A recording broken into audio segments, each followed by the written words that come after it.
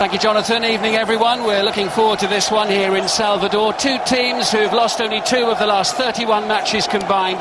Both won their opening game the other day, and both go into this one knowing it's likely to be the match that decides the outcome of Group E. And here they come now into this 3-tiered arena, all to play for then. But often there's little to choose between these two European neighbours who've drawn on each of the last 3 occasions they've played each other.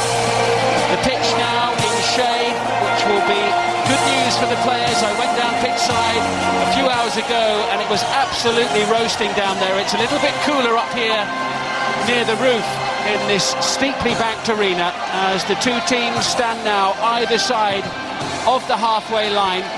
France in their grey track jackets to the right-hand side, the Swiss all in red to the left. France will be playing in their change strip tonight as we get ready for the national anthems.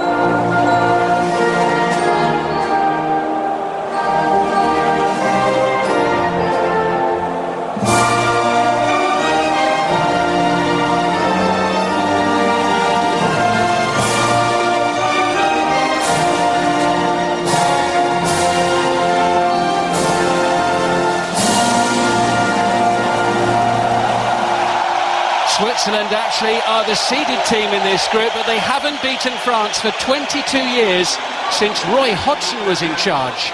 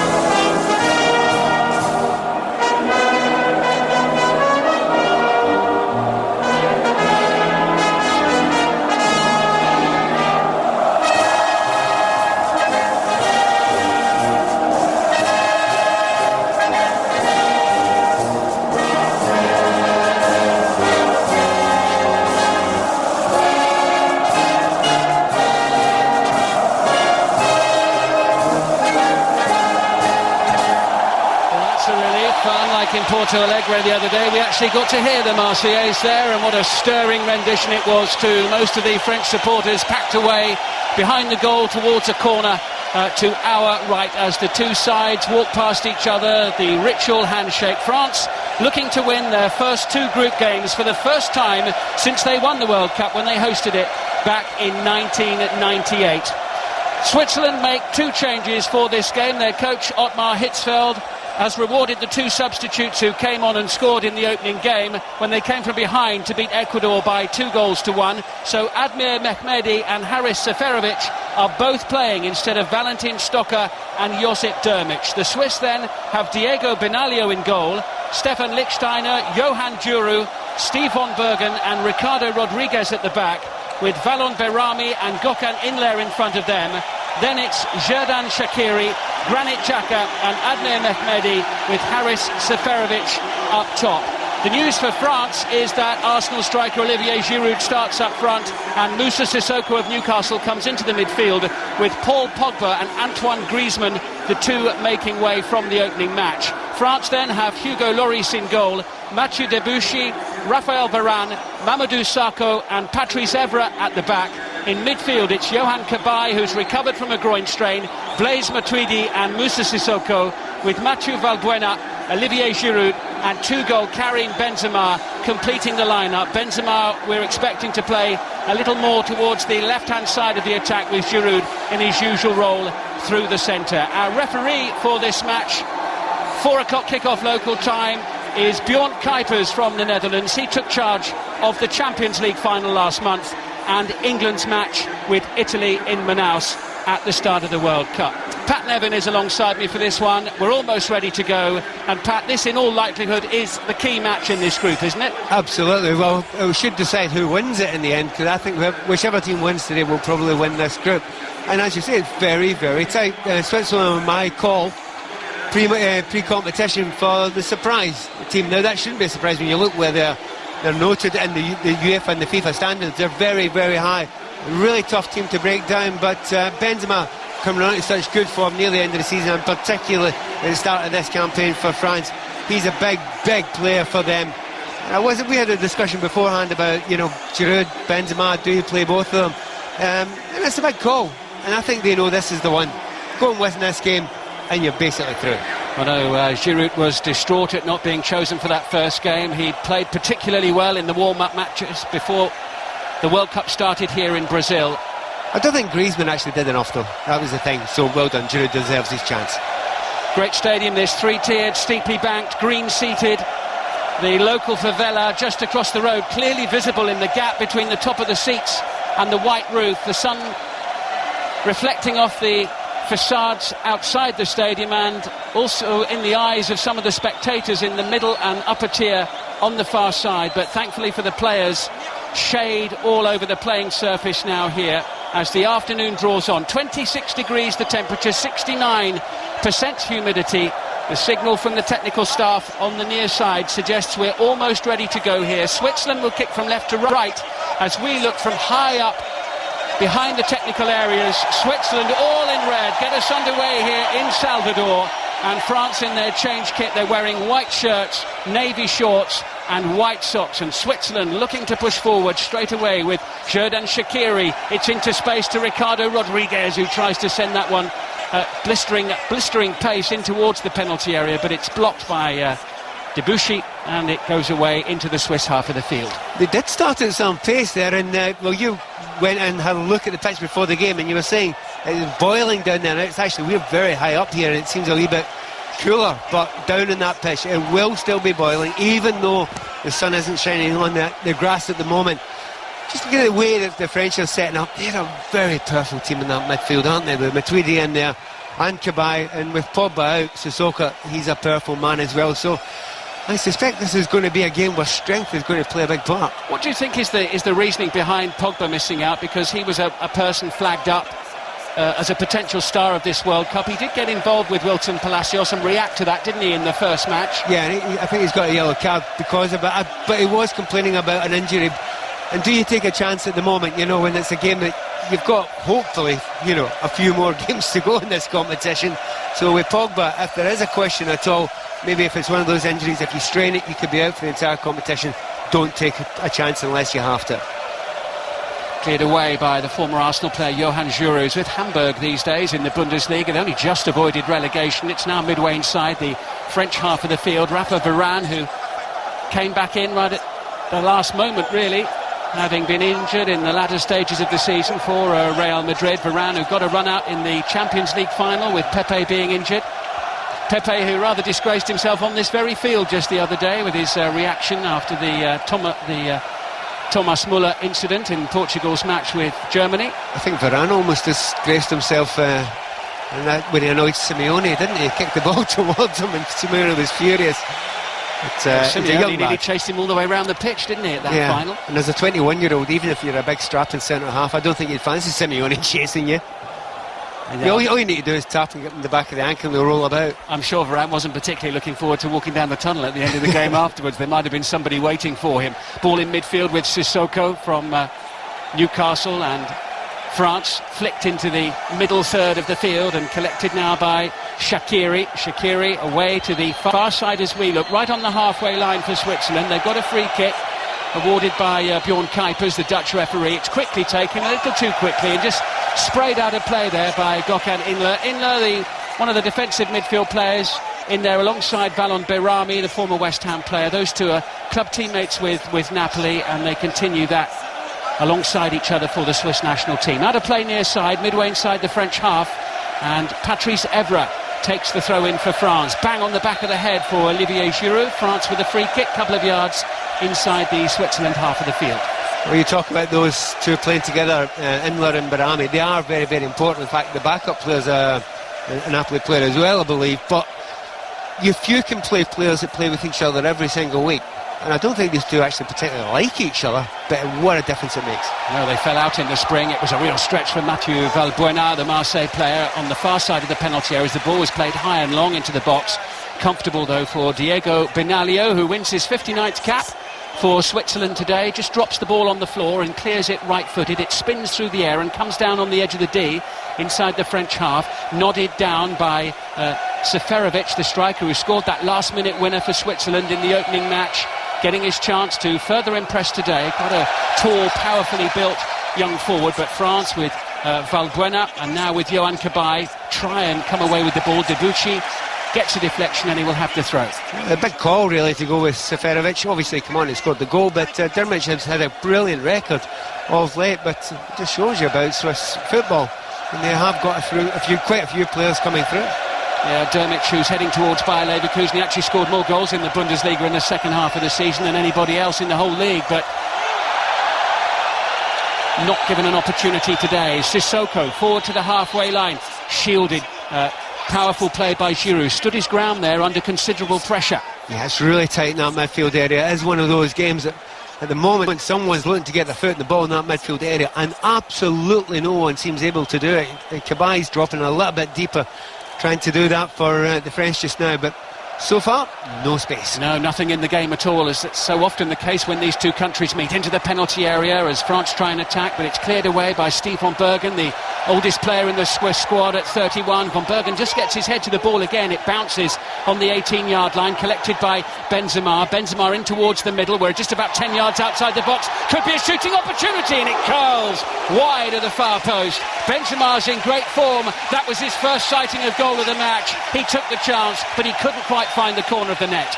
Just look at his reaction afterwards. He doesn't look that disappointed. To be honest, he probably ought to have done a little bit better with that, because of his quality. He should get that on target there. I mean, he is at a good angle. He's trying to give a little bit of bend, hasn't given enough of it, but it just shows you why he can play either centre forward or out on the left hand side, because when he comes in his right foot, very dangerous indeed. Well, we mentioned that he's in great form. 8 goals in his last 7 appearances for France, but he had a really barren run after Euro 2012, a 16-month goal drought covering 15 games for the national team, but maybe he's come into form at just the right time on the biggest stage of all here. This is 5 Live at the World Cup. We're live in Salvador, Group E. It's 0-0 between Switzerland and France, and we've played for 6 minutes here. France in possession, but we've got a head injury inside the Swiss half of the field, just short of the centre circle. The referee stepping across very quickly. And I think it's Van Bergen. Oh, we've got a boot to the face. Yeah, it is Van Bergen who's gone down, and he got a boot flush in the face. It was Giroud's boot as well. Yeah, right in the nose, that one. Those are the ones that can actually break your nose. Has to be said, there's no deliberate action there in Giroud. The ball's come over his, from his head. His face is a mess here, yeah. Pat. There's a lot of blood. His nose, yeah. He looks really uncomfortable. And it's right. I think it's probably right across the bridge of his nose. Yeah. He's probably split the bridge of his nose. We can't quite see it at the moment. Ottmar Hitzfeld, the coach, looking a little anxious now, and agitatedly turning round and looking to the bench. He may have to consider what his options are, but we'll wait and see. Van Bergen is still lying on the ground. He hasn't moved very much, and you can just sense, although there are no histrionics from him, he's a big tough defender, but he is in considerable pain. I mean, nobody wants to get a kick in the face or on the bridge of the nose.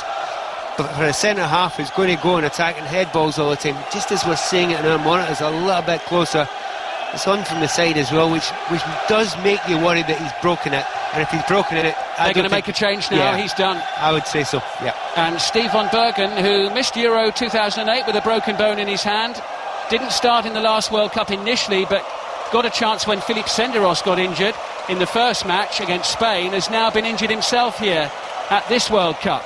So Van Bergen is out, and that means I think the new Aston Villa signing, Philippe Senderos, maybe will come on. Senderos has got plenty of experience, having played over 50 times for Switzerland, but Hitzfeld, with a stern look on his face, just rubs his nose and well, the physio made the decision. Options. The physio made the decision there, get him off, but Hitzfeld, he's a wily old fox. Now calm down, let's take our time here. We'll make a decision when we have to. Looking at the way he's been taken off here, it may well just be the side of his nose as well. Very difficult to see from here. Senderos is putting his shirt on now. He's taken the brown bib off that they all wear, and the red shirt of Switzerland has gone over his shoulders, and the tall shaven-headed figure of Philippe Senderos is about to join the fray. A quick swig of drink, he tips a bit of water over his head, but Van Bergen with the medical staff, you can't actually tell holding an ice pack to his head. It's actually the size of his head, the ice pack. You can't see him now. That's fine, actually. Yeah, just get it on there as quick as you can, because it's going to balloon up later. All you're concerned there is, A, you don't want a broken nose or your cheekbone done, because if that's the case, then he'll probably not play again in the tournament.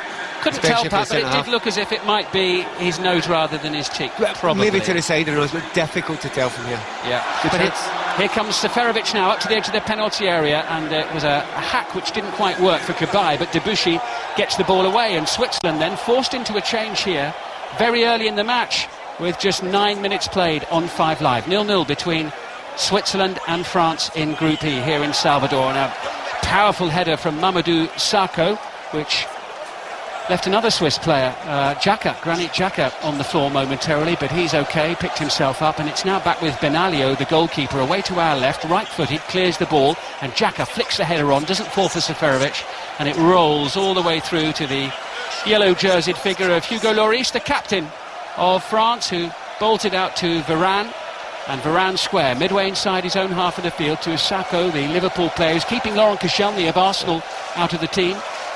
As I say, they're a big physical group, and not that Koscielny can't take care of himself and tackle well, but you know, Sakho is a big monster of a player at the back there, and he puts some powerful displays in. Interesting, we've done a bit of the game now. The two players I was possibly most looking forward to seeing, Valbuena and Shaqiri, I don't know if we've mentioned their name yet. They've just not been able to get on the ball. And just to prove the point, Valbuena stretches and just gets a toe poke on the ball, but nothing more. He's flitting around the action at the moment on the outskirts of the game, but it's very tight, as expected. These two met actually in the group stage of the World Cup in 2006. It was goalless then, it's goalless in the early stages here, but France try to push forward on the left-hand side. It's with Blaise Matuidi of Paris Saint-Germain. Matuidi has some support from Evra, who rolls it back to him, and Matuidi is a real box-to-box midfielder, full of hard work and running. Evra back towards Yohan Cabaye. Cabaye tries to dig it up, but I think he just got his foot stuck there and rather scuffed that once, and sand sprayed in the air as he tried to pass it towards the far side. It does reach the far side of the pitch, but it goes out via a deflection. There is a foul, and it will be a free kick to Switzerland. Interesting to see that. You make the correct point there. A huge load of sand came up there. It almost looked like a bunker shot, the way he played that ball across the pitch, and you do not expect that. You're this early in the World Cup. This pitch is cutting up a wee bit already. Benaglio's got it at the back. A reminder, if you've been out today and haven't followed the World Cup news, Costa Rica have beaten Italy by a 0-0, which of course led to England's demise and early exit from the competition. But what a result for Costa Rica. I mean, it's stunning. We were having lots of chats beforehand about it, you know, and I've come to the conclusion by this World Cup, there's two types of people. There are those that don't know what's going on, and those that don't know that they don't know what's going on. That's it. It's madness. It's back now with Hugo Lloris for France. Takes his time, dressed from head to toe in yellow, and then just plays it out along the grass to Rafa Varane, promising young central defender. And now it's with Sakho, left-hand side. He flicks the ball through the air. It's chested down by Benzema, but he gives it away to Xherdan Shaqiri. Shaqiri is Switzerland's creator-in-chief, although perhaps not so much at club level with Bayern Munich, because he's rather behind Robben and Ribéry in the pecking order. But now it's Mathieu Valbuena Valbuena for France, floats it into the penalty area. Giroud gets his head on it.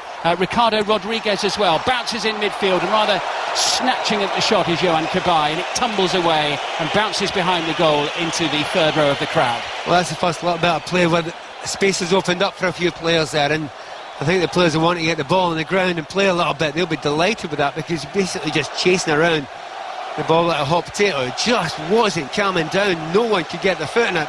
But at some point, it just doesn't matter. It happens in every game. Space will develop. But in these conditions, it's warm down there. It will happen. It's going to be a real test for the French forwards, isn't it, to see how good they really are, because Switzerland are so difficult to break down. They just don't concede many goals at all. They don't. They're well organised. I suppose the biggest lift they've got is the fact that the Swiss have had to make one change so far, but Senderos seems to know the system, and he's played plenty of times himself anyway for Switzerland. He just backs off from Blaise Matuidi, flicking by Giroud, forward by Benzema. Neat little triangle from France, left-hand side, just outside the box. Benzema thought of turning. Gökhan Inler made a challenge. It's dug out, but given away by Sissoko. Now there's space on the left-hand side. Over the halfway line comes Switzerland. Midway inside the French half of the field, and as the ball is rolled out by Admir Mehmedi, he was looking for Ricardo Rodriguez, who wasn't quite as far forward as he thought he was, and it fizzled out. Yeah, but brilliant chasing back there from Sissoko. He was not favourite to get that ball when he started chasing it in half-wheel, and he made up about 10 yards on the wide player, and he got back there. Absolutely superb. Well, he's in there for his energy, his hard work, and his hustle and bustle as much as anything else, isn't he? Coming in, and Griezmann, one of the players, dropping out of the side today, along with Paul Pogba, those two on the bench down below us here. 5 Live at the World Cup, with 14 minutes played, 0-0 between Switzerland and France. Players now all in shade. Sunshine, though, still bright for many of the spectators on the far side of the field who are shielding their eyes. France with Valbuena on the ground. The referee Kuipers allows the game to go on. It breaks loose. Matuidi collects it. Valbuena picks himself up. France have it on the halfway line, and it's with Sissoko. Sissoko, supported by Cabaye. It's a very loose ball from Cabaye, but Varane has time, and he turns back from nearer the halfway line than the penalty area, but he passes it all the way back to his goalkeeper, and France will start again from square one. I'm absolutely delighted with the referee there. Valbuena runs into the back of the player who's trying to mark him there, and goes down as if he's been shot, rolls about, gets completely ignored, and just jumps to his feet again. It's great when the referees allow that to happen. Well, we were saying the other night about the match that we were both at in Rio, Pat, the game between Spain and Chile. Mark Geiger, the American referee from New Jersey, did a great job of ignoring histrionics and getting on with the game. And I just wish more referees would do that at the World Cup. If there is a weakness, the players suss it within 10 minutes. Is he one of the referees that's going to give a free kick every time someone goes to ground? And do you know what? See, if your first few decisions are you're not going to give them soft free kicks, the vast majority of players just get on with it. If you could hear a cheer there in the background, I've wondered why we weren't describing the action. It's because there wasn't any action at the time. It was a Mexican wave, but here come France. Ball played low into the penalty area. The ball was actually out of play at the time the cheering started, but it was played in low towards Karim Benzema. He looks really dangerous, but the Swiss defence had 4 players around him, and they've put it behind. It's the first corner of the game, and it goes to France, and Valbuena, the smallest player on the field, prepares to take it. It'll be an outswinger, right-footed from the far side as we look.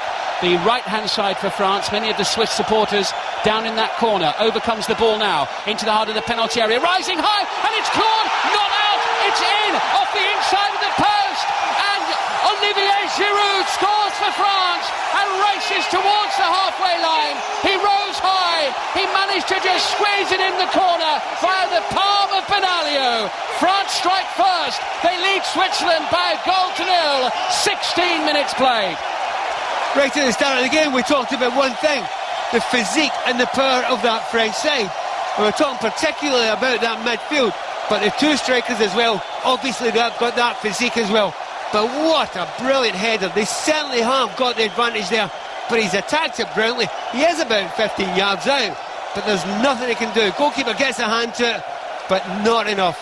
Do you know what? If he wouldn't have done, it would have been headed off the line.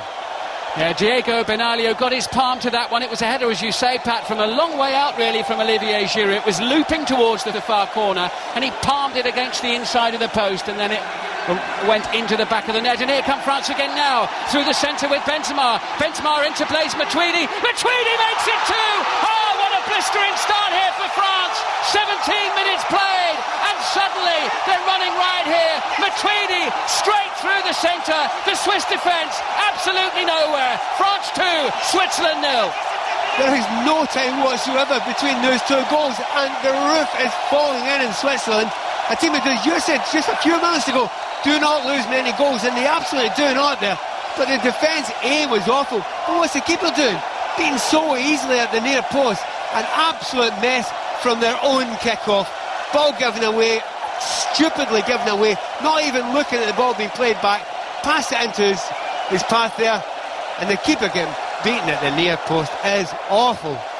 I have to say that Matuidi, as he raced into the penalty area, was quite wide of the goal, and he manages to squeeze it in at the near post, and Benaglio will be rather disappointed he didn't get down to that one. But Matuidi scoring for France, 2 goals in a minute, and Switzerland with lots of work to do here. I think the Swiss are absolutely in shock at the moment. I find it, I don't like doing it all the time and just pointing them, but if you give the ball away in midfield and you're a deep line midfielder, Steven Gerrard found out recently, that's really, really dangerous. And in that moment there, Barami gave the ball away, and that was just the end of it. Oh, there's an awful lot of space here now that suddenly fell for Valbuena. He sent the ball high from right to left, midway inside the Swiss half of the field towards Benzema. Didn't quite find him though. Switzerland come away with the ball, but not for long. It's gone out of play of Xherdan Shaqiri, and it will be a throw-in just inside the Swiss half for Patrice Evra, and of course will be with Manchester United again next season, having signed a new deal when perhaps many thought, as the last season drew to a close, that he might be heading elsewhere, maybe indeed back to Ligue 1, but that's not the case. There's Giroud now forward towards Benzema. Benzema's surrounded and he's just caught there by Valon Behrami. Referee was only 10 yards away. French with a free kick, left of centre, midway inside the Swiss half. 2-0 their lead. And once again, they'll put the big players up there. I mean, they're 2-0 up, but they can relax now. They can be quite comfortable. They actually can leave 3 or 4 back just now and not push it, but in that they've already had a lot of success for balls played into the box. Even from here, there's a chance for Valbuena to put it in there, and causing the Swiss all sorts of problems. Valbuena now will curl this one in. Oh, it's a good one! And it was so nearly 3, but the flag has gone up on the far side. It was a looping header. Time stood still for a moment there as Benzema got his head on that one, but the flag had gone up anyway as the ball looped wide of the goal. Well, you can maybe make the excuse that, you know, both of the goals, when Van Bergen's not on the pitch anymore and they've worked with those 2 centre-backs in there. Van Bergen has gone off, and they just, since he's come off, they've just fallen to bits. And what was interesting there, as the ball was floated in, Benzema got away from Philippe Senderos and got goal side of him very, very easily, and was almost unchallenged for the header.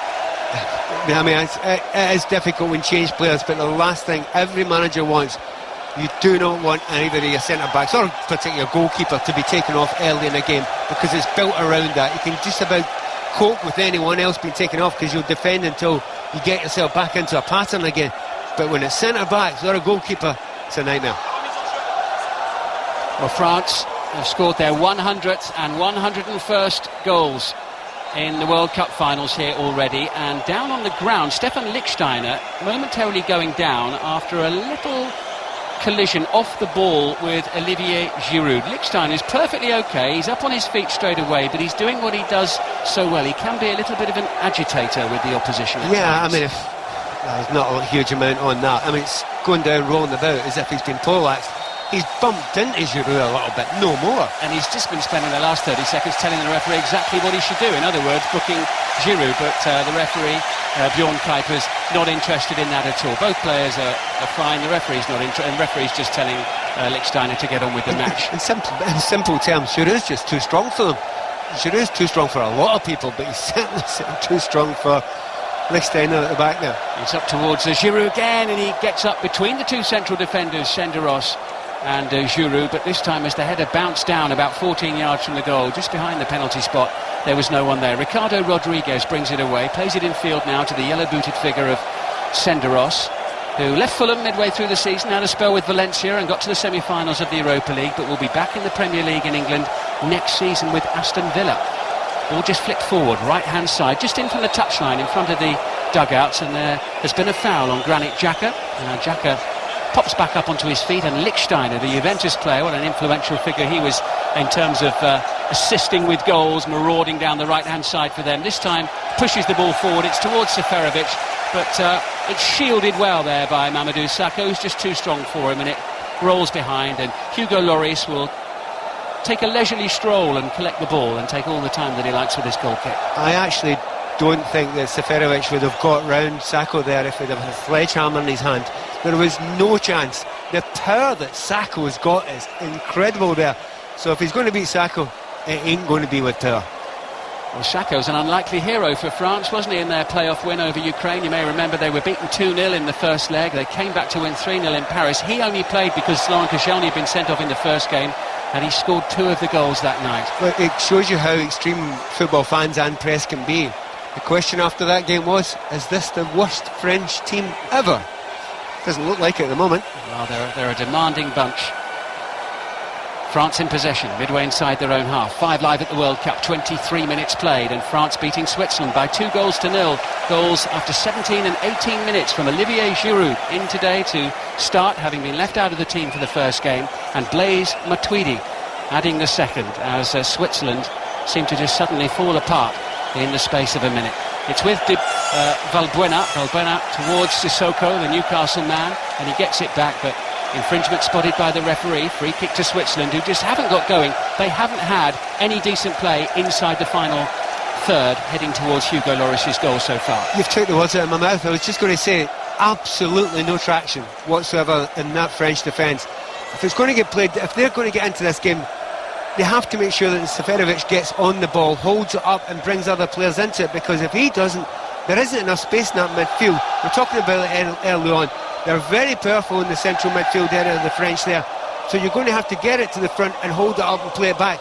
Hasn't happened. They don't even look close to it yet. And Shaqiri, when he gets the ball, he's been really well marshalled by Patrice Evra. Yeah, France doing well here so far against a side who were unbeaten in qualifying. Switzerland won 7 of the 10 matches they played and drew the other 3. Sissoko losing out in midfield. Senderos sliding in on Benzema on the halfway line. Gökhan Inler forward now to Haris Seferovic. Seferovic away to the far side, and Rodriguez. It's going to be a chase now for Mehmedi, who got them level in the opening match, having come off the bench.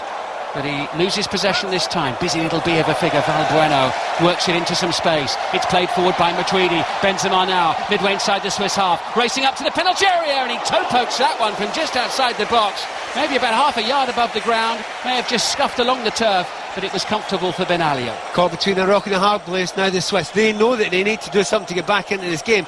And as soon as they stretch it, that big gap in between the midfield, the defensive midfielders and the centre-backs, I mean, they've got 2 players. Giroud's going and picking up the ball there, but Benzema in particular, he knows how to get into that space. He leaves it free, and he comes in from the left and picks it up there, and when he's running at defenders, he looks brilliant. The Swiss saying ahead of this match, if we park all 10 players behind the ball, it won't work. We have to challenge them. They're going to have to challenge France now, but as you suggest, Pat, the more they do that, the more open they will potentially be, and France do look so dangerous every time they break. Matuidi there, strong, wiry figure, trying to get back at Lichtsteiner, as Lichtsteiner tried to burst past him on the outside, level with the edge of the box, and it will be a free kick to Switzerland, just a couple of yards in from the touchline, 18 yards out from the goal.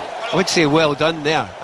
Lichtsteiner put the ball one side and went the other side, and I did not think there was any chance he was going to get beyond Matuidi, but he did, and he got a free kick, so well done. Well, we mentioned his histrionics about 5 minutes ago, but he's energetic, he's physical, and he's very, very determined, and he's a good player for Juventus, who just won the Scudetto yet again. The free kick, though, about to be taken. A rare opportunity for Switzerland in this first half. 26 minutes played, they're 2 down to France.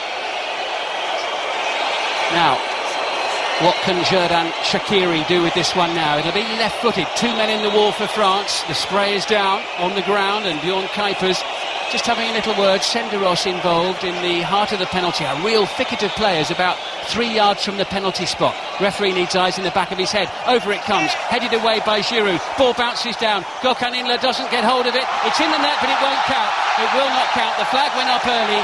Xhaka turned away as if he thought that he scored and it would count, but the flag had long been raised in the air. Yeah, no big complaints there, but it's one of those ones that if the assistant referee's got it right, I have to applaud him. I think that's a difficult call. I thought it was really close, but yeah, about a yard, and he's got it right. Look, actually, it's less than a yard. He's actually level, but I would say his foot is offside. The player in the middle who didn't touch the ball was a yard offside, but I think they got the call right. A little bit's enough, and it stays at 2-0, so Switzerland still don't have a foothold in this one. The next match, a reminder, coming up after this one at 11 o'clock tonight. It's the other one in this Group E, Honduras against Ecuador. It's live right here on the BBC.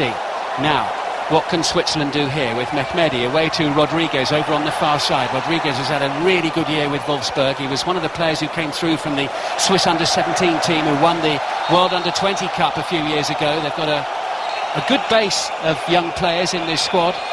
And we have a slight stoppage in play here. There's an injury to Johan Cabaye. I think it was Shaqiri went in there a little bit late, just left his foot in. Some referees would be reaching for the pocket. I don't think that's deserved. He made the best attempt he could. Shaqiri basically isn't a very good tackler. No, it was a hefty nudge, a body blow which knocked him out of the way. Cabaye had been struggling a little bit with a groin injury ahead of this game, but pronounced fit to play. Not an automatic starter with PSG following his move from Newcastle in the second half of the season, but it seems very firmly established at the fulcrum of the French midfield as the ball's played long forward now towards Giroud, who shoots on the turn from about 25-30 yards out, and in the end it was some way over the top of the bar. Giroud's bullying the life out of Senderos at the moment. He can't get near him, absolutely cannot get near him. Ball's played up there high, chests it round him, and in the end all he does is physically holds him off. Senderos has ended up on his backside on the ground, not even making a challenge. In good goal-scoring form if you take the season as a whole. Giroud, 22 goals, including 16 in 36 matches in the Premier League for Arsenal, but in great form just lately. Scored a wonderful goal against Norway in a warm-up game, but Switzerland attacking now through the centre. Shot from well outside the penalty area, beaten away, back in it comes, just wide of the post. Just wide of the post from Shaqiri. The initial shot from Xhaka, the follow-up from Shaqiri on the left-hand side.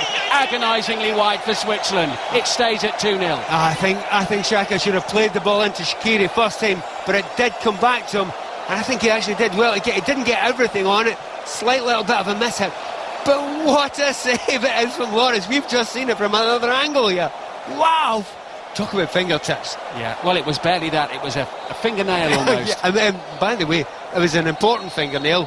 It would have hit the post. Whether it would have gone in off the post is open to question, but I'll tell you what, well done, Lloris. It was the faintest of touches, but it was the most vital of touches from Hugo Lloris to preserve the clean sheet for France here. Unbeaten in 2014, 4 wins and a draw from 5 matches ahead of this one, and going well so far in the first half. Half an hour played in Salvador, and it is France who lead Switzerland by 2-0. Giroud and Matuidi in the 17th and 18th minute of the game. Ball just flicked forward by Mehmedi. A little turn there by Shaqiri, who's doing his best to try and get on the ball as much as possible. Rodriguez turns and hooks it towards the halfway line. Gökhan Inler stretches, doesn't get there. His teammate Berami helps him out. Now it's worked out by Xhaka towards the near side. Bit of space over the halfway line for Lichtsteiner, and Lichtsteiner gives it away. It's a poor ball, 10 yards infield, and now he's completely out of position, and Benzema's going to absolutely love this as he races up to the left-hand angle of the box. Into the penalty area he goes. Giroud holds him up. Oh, has he given away a penalty? He has! Oh, what an ill-advised challenge that was from Johan Giroud. The ball was heading towards the byline. It was a mile from the goal, but he couldn't help himself from making the challenge. Benzema went down, and France have a wonderful opportunity to make it 3. Benzema had actually run out of legs. He didn't. He tried to make a little bit of a dummy there. It hadn't worked. He was almost tripping over before the actual toe came in from Giroud. The big question is, did he catch him? I suspect he did. We're going to see a little bit of it. He did. It's a penalty kick. There's no complaints. What a daft challenge that was from Giroud. Well, he'd run out of legs. He was running the ball out. And it's to dive in there, and I have to say, the centre-backs of the Swiss national side at the moment are having a terrible 45 minutes. The ball being placed on the spot by Karim Benzema, who is looking for his 3rd goal of this World Cup. Benaglio reluctantly steps back onto his line. Referee Kuipers makes sure he's bang on the line. Everyone's outside the box. The whistle's in the referee's mouth. Here comes the penalty. It's saved by Benaglio. Will it be the follow-up? Oh, Cabaye's whacked it against the post, and it comes from Matuidi, and it's punched away by Benaglio, and Switzerland somehow survived, but my oh my, how did Kabay not score there? Well, I cannot believe it didn't. I thought it was Valbuena actually, but we'll see it in a minute. It comes off the post. The keeper had chucked it. He walked away. He thought, well, that's in. He just walked away from it, and he's managed to smack it against the crossbar. What a miss that is. In actual fact, it's not easy. It comes at a strange angle. We're going to have a little look at it again on the monitors here. Off the crossbar. Oh, he's got no one in front of him. The keeper's just ran away. Actually, you could be right. It could be Kabay. It was a good save by the goalkeeper. Got down low to his right to make the block. But really, France, despite missing the penalty, should be 3 up from the rebound. Giroud, by the way, has just received quite a bang, I think, on his hip on the right-hand side. He's just in front of the dugouts down below us at the moment, but his teammates are attacking. It's with Mathieu Debuchy in possession, finding his club teammate from Newcastle, Sissoko, and now he could be in space edge of the box. He's held up, though, and it's cleared away. It was Mehmedi who held him up, and Matuidi can't collect it midway inside the Swiss half. Rodriguez almost stumbles as he tries to run away with the ball. He was put under pressure, goes to ground face first, and it will be a free kick to Switzerland about 12-15 yards short of the halfway line. Giroud's okay, bit of a blow to the midriff, but he's fine. I think the psychological lift maybe for Switzerland. They needed something. They were unlucky not to get a goal up the far side there when Shaqiri broke in just beforehand, so that would have lifted them slightly. I mean, that would have finished them off. Had the penalty or the rebound gone in, it would have finished them off 100%. However, 2-0 down, nothing to lose, have a go. They have had more of the ball, though, haven't they, in the last sort of spell of the game? Yeah. Relatively speaking, they've done better. But they have been they were so dreadful for a spell before that it is all relative. But it's me, if you look at the two centre-backs, and to be honest, they find themselves a lot of time, Giroud and Senderos, they're finding themselves a lot of the time against two very, very good strikers. And especially, they've not decided how to mark, and that's part of the problem. They've not decided how to mark Benzema, because he's playing that half position between a wide man and a striker, and he's just finding all sorts of space. Lichtsteiner marauding down the right-hand side. He's got some support from Shaqiri, but he was easily dispossessed by Patrice Evra. Shaqiri slow to get to his feet. Evra in space, midway inside the Switzerland half. Oh, but it's a poor pass to Benzema, with Valon Berami having to cover in the right full-back position for Switzerland all of a sudden. And that was disappointing from France there. They were in a good position for a moment. Yeah, but how many times have we seen them breaking into that position now? It's been 3 or 4 times since the second goal's gone in. They've managed to get a penalty out of one of the occasions, but every time they do break into that space now, there are acres to run into. 5 Live from the BBC, 10 minutes to go to half-time here in Salvador in Group E, and it's Switzerland 0, France 2. Olivier Giroud with a powerful header in the 17th minute, which the goalkeeper could only parry onto the post and into the net. And then Blaise Matuidi with the second goal, almost straight from the Swiss kick-off. Yeah, it was a terrible mistake. I mean, they weren't concentrating at all, and you just play it back from the kick-off, and you almost looked away, because usually the game just takes a little bit of time to get going. But Berami, sadly for him, like a lot of the fans, he looked away as well, gave the ball away. And as I say, if you're the deep-line midfielder, that is number one. You do not do that, because there's no one to back you up. Switzerland will try and push forward now with Shaqiri, and Shaqiri trying to hustle and force his way through, but the French defence sturdy and strong in their white shirts. It's Switzerland all in red with the ball on the near side. Granit Xhaka inside now to Berami. Berami's season tailed off a little bit with Napoli. He wasn't really a first choice under Rafa Benitez as the season wore on. Ball flicked inside by Seferovic. He can't get the return. It was played towards Sako. Debuchy with time to roll it back to his goalkeeper Lloris, and Lloris, left-footed, sends it over the halfway line. Straight down the throat of Giroud, heads it forward towards Gökhan Inler, who can't control it. Little touch over on the far side by Mehmedi, who rolls it into his own half, and Senderos passes to the left-hand side to Rodriguez, who loves to get forward wherever possible, but hasn't had much opportunity in this match so far.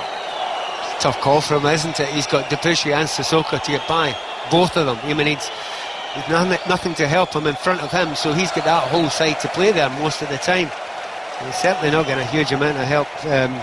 Mehmedi in front of him. Yeah, miscontrol by Granit Xhaka on the near side on the halfway line, the Borussia Mönchengladbach player. And out of play for a France throw. Valbuena is challenged by Lichtsteiner, breaks loose. Now Gökhan Inler with Little bit of space, the shaven-headed figure runs away with the ball, looking for Rodriguez just over the halfway line, gets the return, forward now, in towards Xherdan Shaqiri forward, Seferovic rolling it back, he was looking for Mehmedi on the edge of the box, just inside the area, breaks down, and now here come France again on the break. They look so dangerous every time they push forward. Now on the right-hand side with Sissoko, floats it beyond the far post, Giroud goes up for the header. Goes up with Lichtsteiner, who rolls about 5 times before coming to a halt, holding his face, and there may be some treatment required here for the Swiss full-back. You can never tell with him though.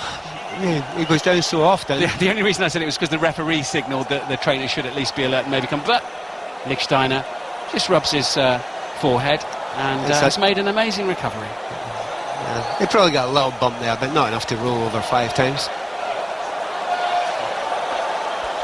And Lichtsteiner passing it in field towards Giroud. If you just tuned in, Switzerland had to make an early change. Steve von Bergen, who really has been the one constant at the heart of their defence, had to go off. He got a boot on the nose, a flush on the face from Giroud. And now they're under pressure again. And Benzema with a chance to run at Giroud. This could spell trouble for Switzerland, but Senderos gets the ball off him. And away he comes and rolls it forward now towards the right-hand side and on the halfway line with Xhaka. Xhaka trying to turn away from one challenge, but Evra was waiting for him moments later. It's out of play. It's just a surprise that they haven't got a third goal, really, at this moment, France, because they are able to break time and time and time again. And I understand it's difficult for Switzerland because they have to push forward. They have no choice just now, but the French are breaking brilliantly on them just now.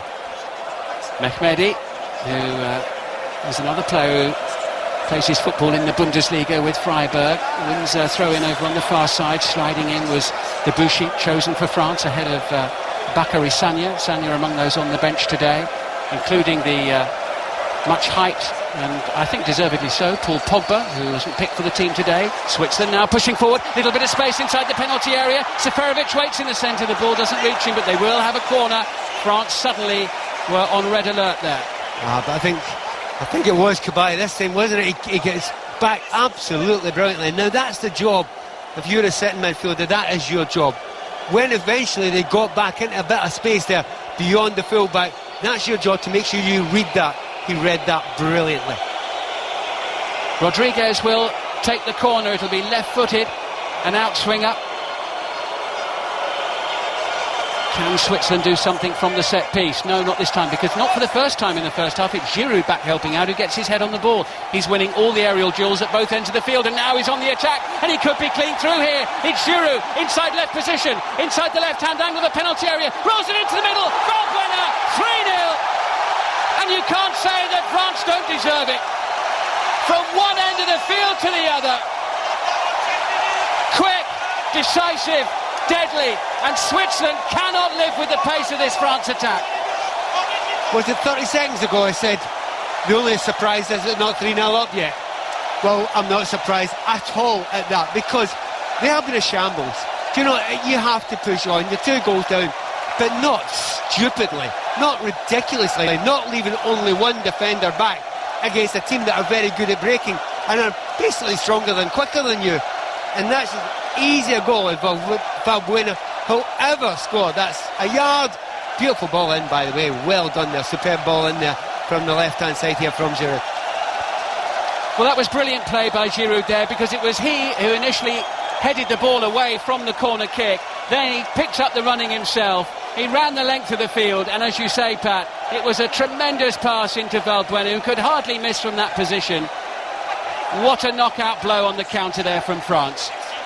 Well, we know what everyone's going to start saying now. No one talked about Holland before that 5-1. And then suddenly you look at this French team against Honduras. What could you take out of it? Because Honduras were not great. However, this looks a bit different. I think that France, and felt before the World Cup, France could be in the quarter-finals almost before they know it here, with the draw that they've got, the group they're in. The Group E winners, if indeed that were to be France, they would play the runners-up in the Argentina, Bosnia-Herzegovina, Iran, Nigeria group. And that's not one that would strike fear into the hearts of any Frenchman. And the other thing which we should note as well is that it does seem as if this French team and this French squad are actually all singing off the same sheet at this World Cup, and that's worth something. I would not say something that we could say was guaranteed. No, I would say that's possibly the most important thing. Because the French have always had good quality players. But I mean, could they all play together as a group? Were they all going to work hard? Well, absolutely, generally not. And when they did, we usually won tournaments. Great play by Blaise Matuidi, so strong, would not be denied. Ball out to the near side now. Benzema just beyond the left-hand angle of the box, kills it back in, Valbuena! And it's palmed away, blocked by the goalkeeper Benaglio, and then cleared in a panic by the Swiss defence. Well, while we waxed lyrical right from the start about the power of the midfield, the fact that Cabaye is reading the play brilliantly, we don't know how well or how badly the centre-backs for France are playing, because they've hardly had a kick of the ball, but they've done what they needed to do. The two strikers are playing fantastic. I have to say, Valbuena's touch is beautiful. Absolutely beautiful. And it's not just about the big names, is it? Because Matuidi is an extremely useful player, both for PSG and for France. He plays every week. There's no doubt whether he's going to be in the starting 11 for Laurent Blanc's side every week. And he showed his value in this first half as well. He works so hard. Yeah, he works so hard, again, the physique, but also, you know, he covers everyone else. So it's the guys that are doing the ugly work here. They're doing the ugly work brilliantly, because we mentioned Cabaye, Matuidi, and also Sissoko. He's coming in, he looks exactly like the rest of them. This is suddenly looking like a very, very balanced football team. And they're coasting at the moment at 3-0 with half-time on the horizon. Just a couple of minutes to go here on 5 Live, plus any added time. I bet the Swiss can't wait to get off at the break to just try and regroup. Rodriguez under pressure on the edge of the penalty area. Heads the ball away. It's collected by Johan Djourou. Square to the right-hand side to Stefan Lichtsteiner. One cherry boot on, one blue boot on the other foot. Over it comes, over the halfway line, forward, and headed on by Seferovic, who just hasn't really had anything to work with at all in this opening 43 and a half minutes. No, he's not held up, and I suspect he may well disappear at half-time. They just look so comfortable. And hey, one other person I didn't mention, and almost going through the French team, who have all played well, Lloris has had one thing to do, and he did it absolutely brilliantly. He must feel at home. The way the French are stripped just now, it's like having Spurs in front of them. A minute, they're wearing an old Spurs strip just now, the French team. It's with Lloris, who clears the ball into the Swiss half of the field. Senderos trying as much as he can to stick close to Giroud. 2 minutes of added time at the end of this first half. The ball is now with Xherdan Shaqiri, back to Berami with that blonde rinse down the middle of his mane. Bald-headed figure of Senderos on the halfway line. He's got plenty of time and space, plays it square through the centre circle to Djourou. Gave away a penalty. It could actually and should be 4-0 here at least. Lichtsteiner on the near side, midway inside the French half. France looking so comfortable and working so hard, and Cabaye snapping into the tackle on Seferovic. Thought that he had got the touch off the Swiss player and should have a throw, but it will be Switzerland who have the throw. We are now, it has been confirmed, into 2 minutes of added time. Flicked in by Xhaka, repelled by the French defence towards Benzema on the near side. Berami steps in and the ball is played deep into the Swiss half, right full-back position. Benaglio briefly comes out of his penalty area, finds Johan Djourou. 3-0 France leading Switzerland. Last knock into the first half, and Senderos put under a little pressure there by a rather wayward crossfield pass just inside his own half, forward towards Rodriguez now, midway inside the French half of the field. Gökhan Inler trying to tee himself up, turning left and right, and Cabaye sticking to it. He gets away from Matuidi. Xhaka now trying to find an opening and almost takes Sakho's head off with the shot. Sakho makes the block, and then he's gone down on his haunches just inside the penalty area. He gets up stumbling around like a boxer who's almost been knocked out, but he looks okay. He's just standing up in the middle of the penalty area, rubbing his head at the moment, but he'll need to be alert in a moment, or maybe not, because Cabaye steps in, intercepting just outside the box, flicks it with his right foot over his shoulder to Valbuena, the silky-footed little Marseille player, drags it back towards the halfway line, brings play almost to a halt, and then as the ball stops, he digs it out towards the near side to Evra, who in controlling it just gives the opportunity to Seferovic to put it out of play. I looked at the stats today, and Valbuena's 5'5" and there aren't many players that are that small that actually get to this level. And having watched what's happened recently to Spain, I was wondering, had that era where you had, you know, Xavi and Iniesta and the likes of David Silva, I mean, were we coming into the end of that era? Well, not if Valbuena's got anything got to do with it. And it's with Karim Benzema now just outside the box. He shoots. It was a bit of a bobbler actually, which potentially could have caused Benaglio a problem, but he dived low to his left-hand side and made the save. It was Gökhan Inler, about 15 yards outside his own box, who was being put under a lot of pressure by Matuidi. that caused the problem for Switzerland? It'd be interesting. I'm going to look closely at the system that Switzerland put out in the second half, because they are confused now. They have no idea. They don't want to go forward, and well, they'll make their decisions now because they've 15 minutes to do something about it. Well, Ottmar Hitzfeld has been around the block a few times as a manager. He's vastly experienced. He's going to need to tap into all of that experience and a little bit more, I think, during this half-time break, because France are running away with this match. Olivier Giroud with a header from a corner in the 17th minute. A minute later, Blaise Matuidi firing in at the near post. And then 5 minutes before the break, Mathieu Valbuena, France on the counter. Brilliant play, beautifully set up by Giroud. Easy finish for Valbuena as he swept it home. France also have had a penalty save. Benzema with the penalty after Giroud had brought him down. Benaglio made the save. France should have scored from the follow-up. They should be 4-0 up at least. They're not, but they are beating Switzerland by 3-0 at half-time here in Salvador. Thank you, Jonathan. Welcome back, everyone. The two teams are now out on the field. The French a little tardy in arriving for the start of the second half, but I think perhaps more importantly, the Swiss defence a little tardy in arriving at times during the first half. Switzerland came into this match, Pat, on the back of 9 clean sheets in the last dozen games. But you'd never know it the way they defended in that first half. They've been utterly demolished by the French. 3 goals, and it might have been worse for them. Yeah, and they've made a change, and Besser is probably at fault for the first cascade of mistakes. Barami, he's getting taken off because he was the one that played the ball back for the second goal. Well, he's been relieved. Jemaili is coming on to replace him. He featured in all but one of the qualifying games. Actually, he did have a season with Bolton a few years ago, 2007-8, but he was out with a cruciate injury for most of it, so Bolton fans didn't get much chance to see him. And Jemaili is on the field of play now. Let's see whether he can help to make a little bit of a difference, but what an awful lot of work Switzerland have got to do as they turn just on the edge of the penalty area, and Blaise Matuidi works it away. Ball breaks loose just outside the box, and a shot from Haris Seferovic just over the top of the bar. Quick run through of the sides. Diego Benaglio in goal for Switzerland, Stefan Lichtsteiner, Johan Giroud, Philippe Senderos now, and Ricardo Rodriguez at the back. Steve von Bergen started the match but was injured early on. Olivier Giroud's boot made contact with his nose early in the match and caused quite a mess, so he had to leave the field. Gökhan Inler is still in the heart of midfield. Valon Berami is not. Jemaili has come on to replace him. Granit Xhaka is just in front of them with Jordan Shaqiri and Admir Mehmedi in support of Haris Seferovic. As for France, Hugo Lloris in goal, 4 across the back, Mathieu Debuchy, Raphael Varane, Mamadou Sakho and Patrice Evra. Then it's Yohan Cabaye, Moussa Sissoko and Blaise Matuidi as the Swiss come forward up to the edge of the penalty area. Crunching challenge there by Sakho in the box. He had to time that to perfection. He did, and it's out of play on the near side. And just to finish the team, Valbuena, Giroud and Benzema, the 3 leading attacking players. Has anyone made a mistake yet for the French team? Brilliant break there from Switzerland, maybe their best or second best moment of the game so far. Pace there for Sakho was absolutely fantastic, but the timing of it, and as every good defender knows, not only did I get the ball, I bit the man as well. He got the absolute lot, and he played like a player who's brimming with confidence. There was only ever going to be one winner of the ball there. Inler flicks that one in. It bounces just a yard in front of Lloris, who flops down onto his face about 2 yards in front of the goal, picks himself up.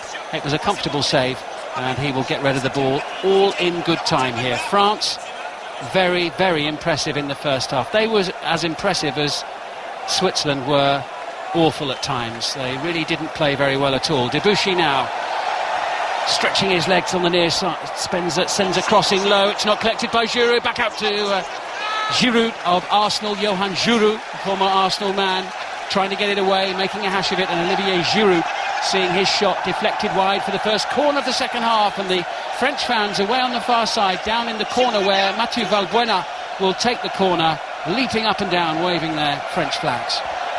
Just looking at Giroud there, the ball's in the 18-yard line, and he tries to control it, and he basically lays it on for Giroud. What's going on? Get rid of it!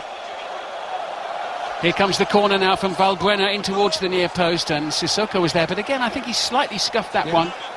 Some sand spraying up into the air, and it will be a throw into Switzerland and Stefan Lichtsteiner. Lichtsteiner is almost level with the edge of his own penalty area. The throw-in loops high up into the air. It's headed forward for France by Patrice Evra. Head tennis going on between the two sets of players at the moment. And finally it will be a free kick to France, left of centre, for the challenge on Blaise Matuidi. 5 Live from the BBC. Really good performance from France so far. 3-0. They are leading Switzerland here. I'm going to keep my eyes something else for the rest of the game. I believe that Giroud has not lost a header yet. At either end of the field. Exactly, precisely. So I'm going to see if he loses one between now and the end of the game. He's been really impressive, and he's in possession now. A little exchange with Karim Benzema in towards Valbuena. Confidence flowing through the veins of these French players. They really, and it is easy when you're 3 goals up and you're cruising a little bit. It does get very, very easy at that time. Everyone's playing with confidence. Everyone wants the ball. Everyone's making an angle for you as well. Whereas the opposition, they're playing with fear. And when you get the ball, there's 2 or 3 players around you, and all you can see is the backs of heads. Inler was a bit lucky there. He was closed down and tried to pass the ball and got a handball off a Frenchman who was about 2 yards away from him. Johan Giroud pushing it forward. It's back now with Philippe Senderos, the substitute, on early in the game. Ricardo Rodriguez, the left-back, on the halfway line. Rodriguez closed down by Valbuena. It's been given away by Inler. Valbuena, a little loose ball along the ground through the centre from him, and Johan Giroud finding Xhaka. Xhaka away to Lichtsteiner on the far side. Can he get forward now? He's got Shaqiri in front of him. Ball played into the centre now to Xhaka. Switzerland 3 goals down. Hard to see how they can come back into the game. Mehmedi to the near side. Rodriguez, low ball, not a good one. Raphael Varane had plenty of time to see that one coming and send it spinning through the air. The bounce has beaten Gökhan Inler, but Giroud down, looks at the referee for a free kick, doesn't get it, argues with the 4th official. Switzerland though push forward. Jemaili with a little ball in towards Seferovic, who spins and shoots, but he was a long way out, and the ball several yards wide of the goal. Well, the only hope he had there, if he'd have got some sort of deflection, but that was never going to be a problem for Hugo Lloris, who's, he's looked great for what he's had to do, which has been very, very little indeed. One save, Pat, wasn't it? One save. A great save. Question remains now, how much do the French go for it? They must be thinking at this point, this is going to be a long tournament for us. Do you go at the same rate they went in the first half? I mean, what is the benefit of winning by 5 or 6? Well, the following this match, actually, in terms of the scoreline at the moment, is in keeping with some of their recent results. They beat Honduras 3-0, of course, in the first match in the World Cup. Their final warm-up game, ahead of coming to Brazil, 8-0 over Jamaica.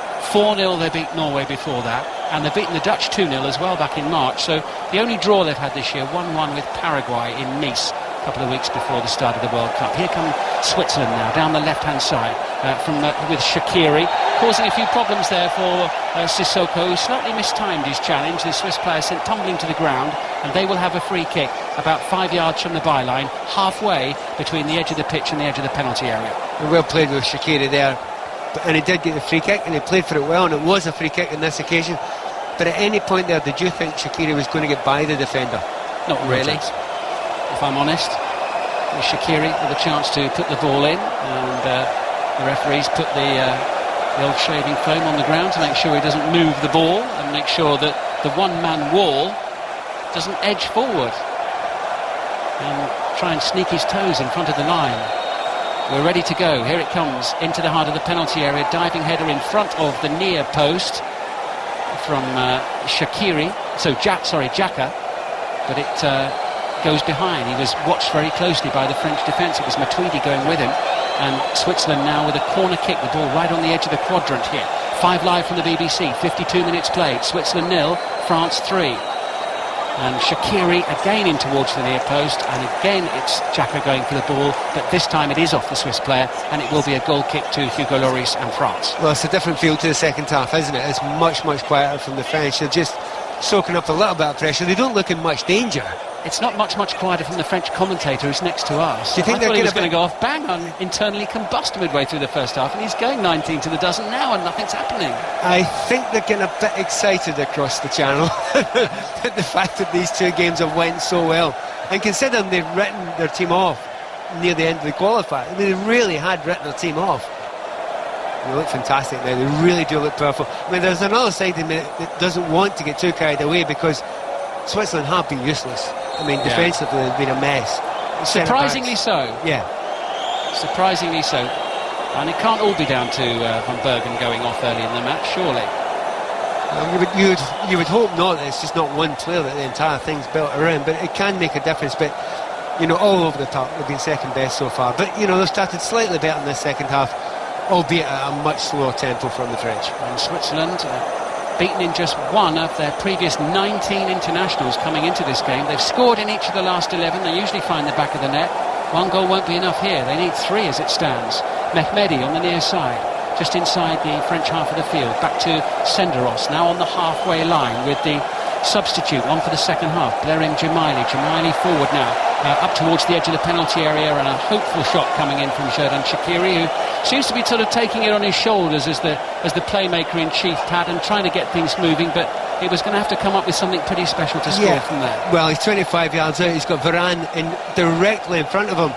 Shaqiri at his best and at his most confident will go and run the defender there, but he's tried to run defenders 3 times in this game already, and it just hasn't happened. He's not been strong enough. He's not had a great year either. He's had a succession of hamstring injuries, restricting him to just 10 league appearances during the campaign. Well, and it's kind of tough for him to get in the team as well, as you mentioned. They've got 1 or 2 decent players, haven't they, Bayern Munich? Ball hangs in the air, comes down inside the centre circle, doesn't quite fall for Blaise Matuidi, who's always on red alert. Back with Senderos. Senderos has given it away, and Matuidi makes the interception, and now France can push forward. Benzema into Giroud. Giroud now turns and shoots wide of the goal, dragging it wide from 25 yards. He was in a central position, but Switzerland survived. Well, that's back to, that was like the first half. You know, they give the ball away in that sort of area, and suddenly the French are attacking. And it's generally with 4 players. He had a couple of options there, and in actual fact his first touch wasn't good, Giroud, so he's finally done something wrong in this game.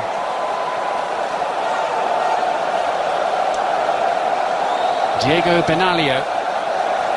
There's a little false start there before deciding where to try and place this goal kick. It's towards the near side, just inside the French half, met by the head of Debuchy. Didn't quite fall for Giroud, just cushions the header down at the second attempt towards Valbuena on the near side. Valbuena being marked closely there by Ricardo Rodriguez.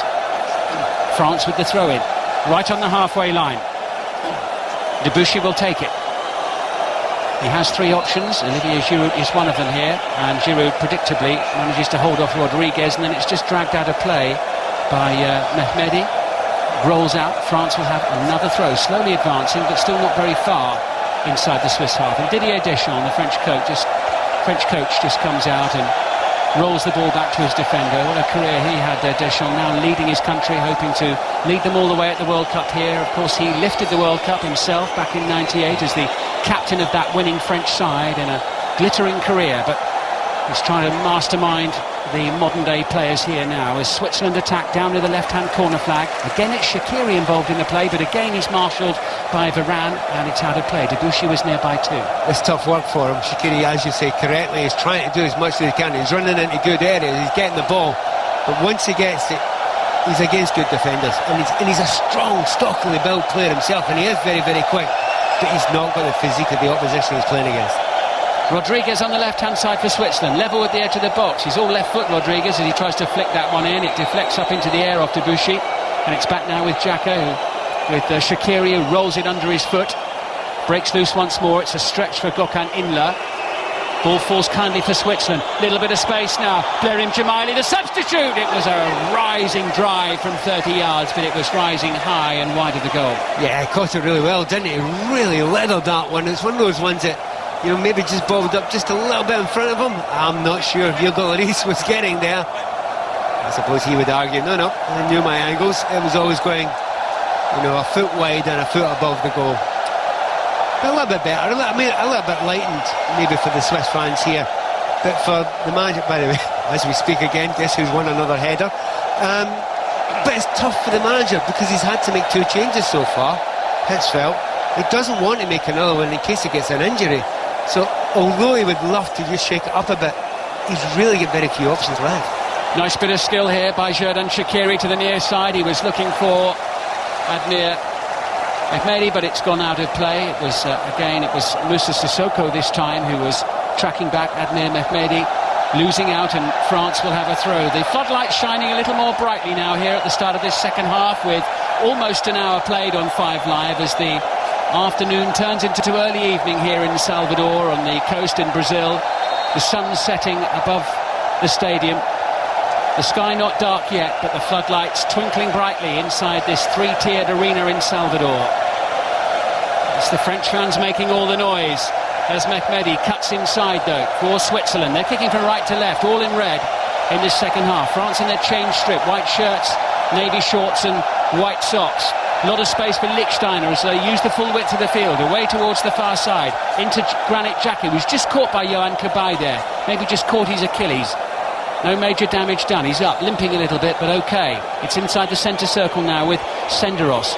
Decent possession here for Switzerland, but so far unable to do anything with it. Gimaini tries to surge through, thrusting run, cut out by the French, and away they come. Up towards the halfway line now. This could spell trouble for Switzerland. Every French attack seems to do. And Benzema works it to the right-hand edge of the penalty area. Valbuena arrows the ball in along the ground towards Olivier Giroud. It's headed away by Philippe Senderos. Breaks loose just behind the D with Benzema. Benzema back. Ball in towards the centre. And Valbuena nips in there. He's on the edge of the box. And the shot via deflection goes wide. And Benzema almost added a fourth.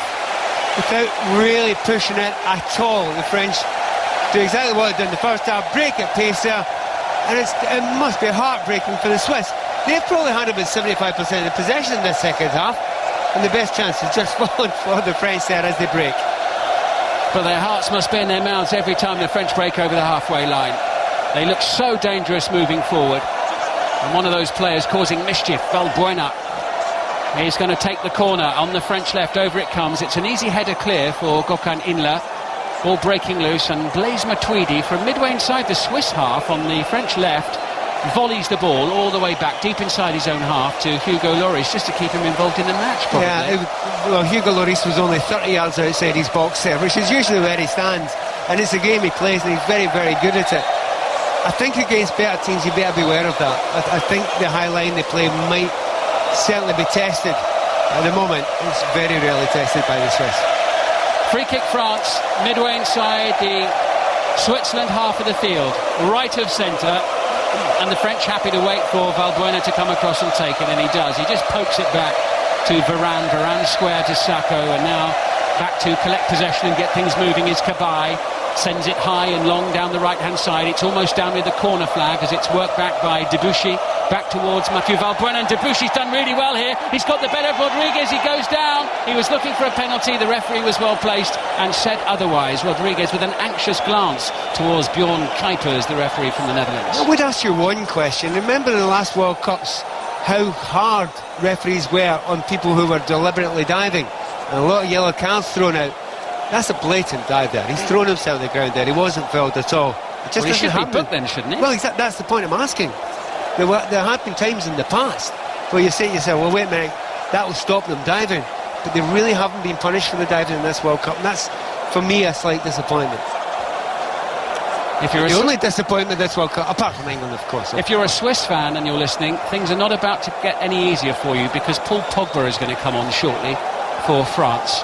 But Switzerland are on the attack, on the right-hand side with Lichtsteiner, trailing by 3-0, 3 first-half goals to nil, trying to at least give themselves a foothold. Shaqiri with a shot on the edge of the box, blocked by Sacco, comes out loose again. Mehmedi floats that one in and towards the far post, and Granit Xhaka there was on the 6-yard line, just beyond the far post, and almost got his head on it, but he was under pressure from Patrice Evra. Now France are going to make a change, and Olivier Giroud, who has been very impressive, gets a standing ovation from all the French fans in the stadium as he wanders towards the near side. His job done for the day. He scored the 100th goal that France have ever scored in the World Cup finals to set them on the road, probably to victory today. I don't really see any way Switzerland are going to come back and get anything from this game at the moment, but he's off now and Paul Pogba comes on to replace him. Yeah, it gives Benzema a chance to go up front, and he can take on Senderos and Giroud now as well. But I think Senderos and Giroud, when they go to bed tonight and the head hits the pillow, they'll be thinking, thank goodness we don't have to play against Giroud every week. He was absolutely fantastic. And it's a game of, right now they've got a lot of the play, Switzerland. If they could get one goal, you just never know. I mean, I think there are gears that the French can go through just now, but they're just taking it really easy at the moment, playing in the break. Sacco has time to just let the ball sail over his head and bounce through into the penalty area where it's collected by Hugo Lloris. Little reminder that Mark Chapman hosts the World Cup Social tonight at 10 o'clock here on 5 Live. He'll be joined by Danny Mills, John Hartson and journalist Neil Ashton. They'll be discussing which players England should build their future around. It could be quite a long programme. We want you to get involved as well. 0500 909 693. You can text us as well, 85058, or use hashtag BBC World Cup on social media. So that's from 10 with Mark Chapman tonight, the World Cup Social. But here at the moment, it's a bit of a World Cup nightmare for Switzerland here against France. They're trying to force a goal which would at least give them something to work with. The cross from Nick Steiner, really good one. Lemeni with a chance from 6 yards out as Lloris tried to pounce on him, and he hooks it high over the bar, and it bounces twice, and suddenly the balls went over near the corner flag. That's kind of why I asked that. Just that moment of doubt a moment or so ago. If they can get one goal, you never know. Because, you know, teams famously, if you change your pace and you slow it down, changing it back up again, it seems the easiest thing in the world to do. It isn't always the easiest thing to do. And they are sitting very, very deep at the moment, the French. 64 minutes played. We've got an injury on the edge of the French penalty area, and it's Sacco. I think he doesn't want to carry on, Mamadou Sacco, so we could potentially be seeing Laurent Koscielny in just a few moments. I mean, that's the other thing I suppose we could say positive about the French side just now. They've got a lot of backup in that defensive area, haven't they? Really decent backup in that defensive area, and that's something. Yeah, Koscielny's going to come on here, Pat. He's quickly got the brown bib off. He's having a little stretch of his calf muscles down there in the technical area. He's been racing up and down. Quick pat on the back of the head from Didier Deschamps, his manager, looking very smart there and dapper in his grey suit. And Koscielny is about to come on, and Mamadou Sacco, he signalled straight away that he wanted to come off. Absolutely. But he's walking off, so hopefully it's nothing too serious. No, it's classically one of those things. That's good match intelligence, to be honest. If you feel the slightest tweak when you're 3-0 up just now and you're in a tournament, get off as quick as you can. There's other guys that could do it again anyway, and they should get the chance to go on, but you don't want to just keep on running on it and making something that's a small injury a big injury and ruining the rest of the tournament for yourself. Well, Laurent Koscielny wins his 18th cap for France now as he comes on. He was sent off in the first leg of their playoff against Ukraine last November, but here he is now at the World Cup. He made one appearance at the European Championships just a couple of years ago. He played in the quarter-final defeat to Spain, but he's getting some group stage action here. He won't quite get half an hour, he'll get about 25 minutes of this second game. The final group games coming up on the 25th. Honduras playing Switzerland in Manaus, and France head down to Rio, a match in the Maracanã against Ecuador. But as it stands, France all but through, and potentially they could be, depending on the result of the second match in this group coming up a little bit later on this evening. The ball now on the right-hand side, deep inside the Swiss half of the field. It's collected by Pogba, flicks it in with his right foot. Senderos isn't there. It's 4-0. Benzema for France. An immediate impact made, and Benzema, right place, right time. He is in the form of his life. If you're a Frenchman, that's a brilliant goal. What a fantastic through ball there into that area. If you're a Swiss, that's embarrassing defending. It's awful. They just let him run off. So simple.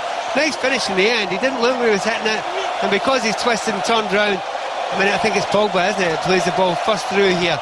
But it's a great vision, little bit of vision here. Outside of the boot ball, definitely onside. That's great vision there. Pogba's a difference maker in any team, even at his young age, and that was a tremendous way to announce your arrival onto the field of play. Not quite his first touch, but not far off it. With the outside of the boot, the ball spinning into the box, and then a hash of a clearance there from Senderos, who barely got anything on it at all, and the ball bouncing through to Benzema, who pounced. It was a good ball, and it's outside of the boot, and he knew where he wanted to put it, and the pace was absolutely perfect. Bad defending, I have no idea what Senderos is doing there. Well, apart from holding his head in his hands, which he is doing at the moment. Switzerland have been awful here, unexpectedly awful. Yeah, I have to say at the back, yeah, it's mostly, I mean, the midfield has been torn to shreds as well, but mostly because they've had to chase the game. But the central defence is I mean, if anyone's complaining about England's central defence in the last couple of games, don't worry, it's fine in comparison with Switzerland at the moment. Just watch Switzerland and you won't feel quite so bad. Ball in the Switzerland centre can still circle. get through here. They can still come through this group. They're still well in their own hands. Well, they won the first match, didn't they? The last-minute goal from Haris Seferovic. But France utterly dominant here and thoroughly deserving of their sizable lead, it must be said. And it's a situation which could potentially get worse for Switzerland. Between now and the final whistle, they're going to make another change here in this second half. Yeah, they changed the other way around, for which they did in the first game. Josip Drmic is going to come on for Seferovic. Drmic, who, as you say, Pat, lost his place after starting in the first game. And it is one of those ones, you don't want to be so harsh, and someone like Seferovic, he's not had any service whatsoever, but he's had absolutely no impact in the game.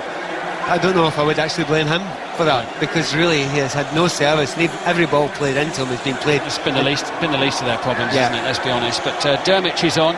He scored 17 of Nuremberg's 37 goals this season in Germany. He will move to Bayer Leverkusen during the summer. But Switzerland then with a free kick now, over on the far side of the field as we look, outside the penalty area. It's halfway, well, that's actually nearer the touchline than the penalty area, about 15 yards from the byline. Two men in the French wall. Make that one as Valbuena doesn't fancy it and trots away. 7 players inside the box in a red shirt. Ball whipped in towards Lloris at the near post. It was Johan Giroud who got his head on that one, but it was just deflected off a French defender, and it will be a corner which Rodriguez strides forward and prepares to take. It was Varane it came off. Yes, teams sometimes look a bit relaxed when they're 4-0 up, but defenders don't, and goalkeepers don't. They love their clean sheets, and they'd be desperate to keep this one. Ricardo Rodriguez with the corner then for Switzerland on the near side, and the header from Granit Xhaka, I think, just flitting wide of the far post. There have been 3 or 4 half chances, particularly from crosses, from corners, from free kicks in those sort of wide areas. But to be fair, I mean, the French have not given them any clear headers on the ball at all.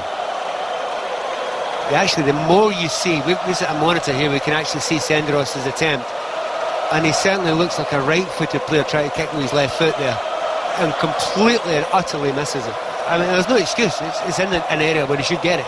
He made an absolute hash of trying to get on the end of that. Meanwhile, the ball laid off by Benzema, first time forward by Cabaye, and Valbuena, left-hand edge of the penalty area, down near the byline. Lichtsteiner's gone with him, he drags the ball back out.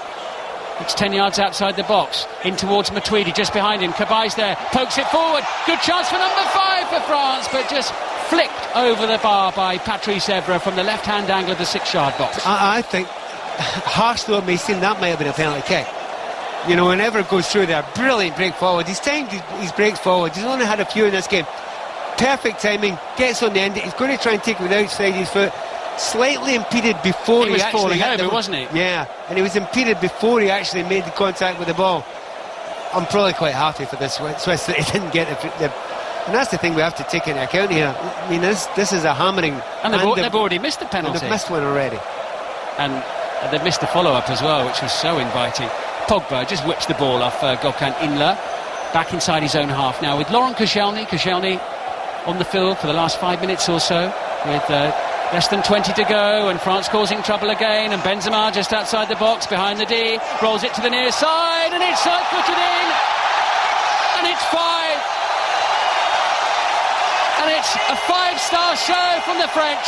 Moussa Sissoko rolling it home, bottom corner of the net. Switzerland's misery is complete, and France very much look like they're going to be a factor in this World Cup. It's a great goal though. Let's not talk about defending in this one. Let's ignore the defending in this one, and let's just say that is a fantastic goal. Well worked. When they get it into the last third, the movement is great, the passing is intricate, it's quick and it's sharp, and it's played into feet. This sounds a wee bit like the Spanish at their best, not the way they are at the moment. And I suppose if you're a connoisseur of World Cup goals, there is one that you would think of here from 1970. Coming into the back post there, Carlos. Oh, and it's a lovely move, and and actually very similar to that Brazilian goal way back then. It has bobbled just before it reached him. Fantastic goal. game, set and match. We're watching a team here, Pat, who will not be heading back to Paris anytime soon. They look a bit special at the moment. And again, you often don't want to get carried away, like everyone got carried away with the Dutch, and then we realised actually Spain have fallen a long way. And of course the Dutch found it more difficult when they played Australia. But 5-0, I mean, it's saying something. That's special. On the back of a 3-0 win in your first match as well. I think we're beginning to believe, and the guy beside us, the French commentary, is definitely beginning to believe. He was nearly on the floor. With excitement, the French television commentator next to us here. 5 Live from the BBC, and we're seeing a tremendous performance from France here. Switzerland all over the place. 5-0 down. Allez, allez, bleu, the cry echoing around the stadium here in Salvador. Do you know, there's 16 minutes left as well. Remember, it's 5 at the moment, and you feel as if they break and they get opportunities, which they almost certainly will if they fancy it, this could be anything. And you were telling us the scores they had recently, just beforehand. You mentioned the Jamaica one. 3-0, 8-0, 4-0. Well, I sniffed slightly at the 8-0, thinking, well, you know, but maybe not. I mean, it's an international side, for goodness sake. Absolutely, there were some decent players in that Jamaica side. And here Benzema now races over the halfway line. He's midway inside the Switzerland half. And he's just held up momentarily by Johan Giroud. And Giroud trying to stick with it. He's not sure whether to stick or twist Giroud there. He was suddenly dragged miles out of position, and you could sense he wasn't sure whether to stay with Benzema or head back into his normal spot and wait for the striker to come his way again, which I'm sure wouldn't be very long. Do you know, it's been a hard day so far. I don't think we have to explain to the listeners. It's just got a little bit harder for the Swiss players, because the thing you hate, the olays start going up. And at the moment, you feel as if it's French. If they fancy just keeping this for the next 5 minutes, they could. Someone's going to go in and hit them. Sorry, as I say that, Matuidi is kicked about 8 feet in the air, and France will have a free kick. And Kuipers, the referee, doesn't reach for a yellow card. You could just smell that coming. I was trying to get to the end of the sentence here as quick as I possibly could, because I knew it was going to happen at some point. There's a bit of frustration out there in those Swiss players. 51,003 inside the stadium. It doesn't sound like a huge number, but these stadiums are packed, aren't they? And they sound brilliant. Here comes Sissoko again for France down the right. Valbuena! Saved by the legs of Benaglio and just hooked away by Gemaili into midfield, where, as always, Blaise Matuidi is waiting to collect. Benzema now making a beeline for the penalty area, racing through. Matuidi on the end of it. Benaglio makes the save, not once, but twice. The second save to deny, carrying Benzema, and it stays at 5-0. And somehow Switzerland scramble it away, and they will now try and break up towards the halfway line. Valbuena got a bit of a bang there in that incident, but he's okay on the edge of the penalty area, and Switzerland have it inside the centre circle. I mean, in all honesty, it is 5. It easily could have been 7, 8, maybe even 9. The way that they've had, the chances that they've had, the chances that they've carved out, the chances that they've been given. Well, amazing to think they'd only conceded 2 goals in the last 8 World Cup matches they'd played before this one. Again, it's come back to this World Cup. I mean, honestly, trying to predict what on earth is going on at this World Cup. I mean, you could maybe say, yeah, we would have went for a French win here, maybe. I mean, a lot of people were suggesting a draw was the most likely event. But I mean, who would have went for something like this? It's stunning. It's a brilliant display. France can't get more than 1 or 2 more goals, Pat, because I'm running out of space on my sheet here. I haven't made a big enough box for all the goal scorers. I was expecting something along the lines of maybe a 1-1 draw. Reminder, the last 3 times these two countries have played each other have been tight, and they've been drawn, the matches. France last beat Switzerland at the Euros 10 years ago. It was 3-1 that day. Thierry Henry getting a couple of them, and Zidane the other one. It has slightly come out of a clear blue sky. Well, certainly for the Swiss it has. I know monitors here, we're seeing this, some of the Swiss fans who are actually smiling. I think the word rueful has to come in before that smile. Well, if it came out of a clear blue sky, well, the sky above us now is inky black, as dark as the mood of the Swiss players and supporters here in Salvador. It is an utter thrashing, a complete walloping from France. And maybe France aren't done yet. The other thing on top of it as well, I mean, they played really well, and as you say, they're on this great run just now. They're not giving any or many goals away as well. But it's the intangible thing of the confidence it gives you when you play that well. and everyone starts believing not only in themselves but in their teammates. And again, we talked about it right at the top, it's a group, they're working together. So all these things together, games like this, they can actually springboard you right on to the latter stages of the tournament, because you believe that everyone's capable. And it creates a momentum. 100%, everything in their favour at the moment. Switzerland have the ball midway inside their own half of the field. 5 Live from the BBC. A reminder, Mark Chapman hosting World Cup Social at 10 o'clock tonight after this match, joined by Danny Mills, John Hartson and journalist Neil Ashton, when we'll be discussing the players that England should build their future around. We want you to get involved as well. 0500 909 693. Text us 85058 or use the hashtag BBC World Cup to get in touch with us via social media. Here in Group E, it's all France. 5-0. Giroud, Matuidi, Valbuena, Benzema and Sissoko, the goal scorers. Gökhan Inler, who plays in Serie A with Napoli, into Gimaili, who's dispossessed there by Matuidi, who is playing with the same intensity that he did in the first minute of the game. I don't think he's got a different gear. He's got this one gear, which is power. Inler flicking the ball infield. Gimaili will chase. He'll get there ahead of Benzema. It's inside the centre circle. Now with Senderos. Inler playing the ball square. Gimaili with time to roll it under his orange boot. It's flicked forward towards Shaqiri, who's fouled by Laurent Koscielny. Midway inside the French half, slap bang in the middle of the field. It's a long way out though. The other thing to pop into your mind, we were having a chat before the show about, you know, systems that suit various teams. Now this isn't a night to sit and talk about systems when a team has played that well. But Switzerland and another team really are setting up an effective 4-2-3-1, which is a system that England have liked to play, and they are being torn to shreds. Preparing to take this free kick now. We just saw a shot of a Swiss supporter with what looked like an Australian hat. Yeah, a rubber ring around his head with all manner of Swiss paraphernalia hanging off it. He didn't look young either. I suspect he looked 21 at the beginning of this game. Derim Gimaili prepares to take the kick, and it goes beyond everybody, and it finds the bottom corner. Hugo Lloris has been beaten for the first time at this World Cup, and Switzerland have the small consolation of a goal. It is France who now lead Switzerland by 5 goals to 1 here, with 10 minutes to go. Well, it's a great hit, but it shouldn't get through the wall. It's going right through the middle of the wall, and I try to see it. I think it's Benzema. Turns his back, lifts his foot, stand there and stay strong. I suspect he will not be in the wall next time, and I suspect his goalkeeper, Lloris, the look that Lloris gave him there. He'll have a word afterwards. And Didier Deschamps is making a change now.